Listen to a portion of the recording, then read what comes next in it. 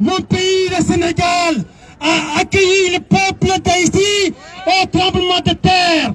Nous sommes le même peuple, nous sommes tous des Noirs et nous sommes fiers d'être ce que nous sommes. Mes chers frères peuples d'Haïti, lançons ce message à la maudite communauté internationale qui commande des meurtres, qui commande des assassinats. Ils vont assassiner le peuple d'Afrique, mais le peuple d'Afrique naîtra de ses cendres. Vive l'Afrique, vive le peuple haïtien. Et je vais terminer sur ça, mes frères haïtiens.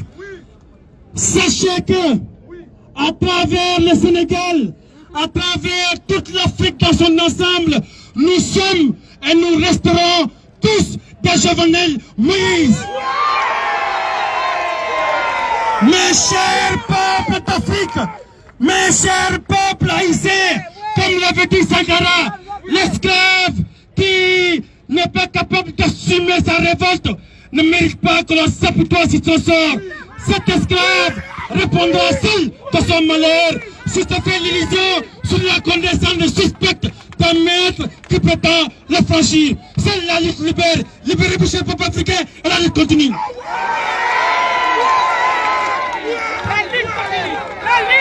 Merci à Mimo pour ces mots d'encouragement et leur participation avec nous à cet hommage.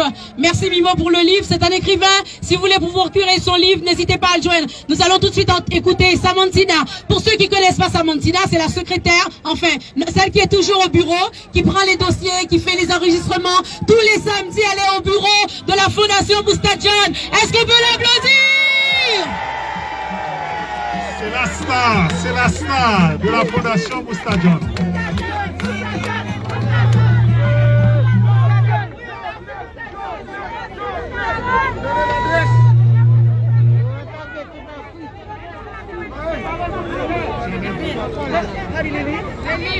Marie.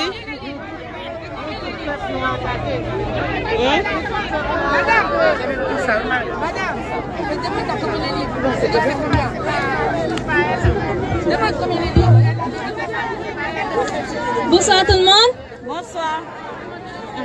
Cher Jojo, tout le monde est là. Nous sommes là pour te dire un adieu et te rendre un dernier hommage, et ta disparition nous rappelle, comme une évidence, que nous sommes finalement bien plus quelque chose qu'il faut profiter de chaque seconde, de chaque minute ici-bas. De ces hauts dieux d'histoire, universels témoins, des grands combats de la liberté qui ont inspiré le plus grand nombre. Toi, héritière de Toussaint Louverture et digne fils de Jean-Jacques Dessalines, qui est entré par ta bravoure dans notre histoire, dans nos vies et nos cœurs.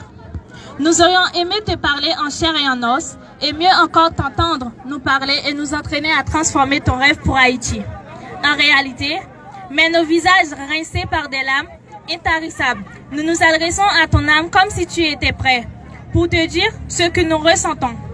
Porteur d'espoir, porteur du flambeau, valeureux du progrès, cher aux yeux de Victor Hugo, profondeur de notre esclavage maquillé, toi qui as battu pour la vie et la liberté, tu as récolté la mort, toi qui apportais la lumière dans nos lieux comme dans nos esprits et nos consciences, toi qui ouvris nos yeux sur nos plaies cachées et qui nous faisais comprendre notre misère, notre esclavage et nos lieux mortels. Tu nous as été ravis par les fosses des ténèbres et de mort. Toi qui disais, face à la folie, politique et intérêts privés qui détruisent la cité, je ne sais pas détruire, je ne sais que bâtir.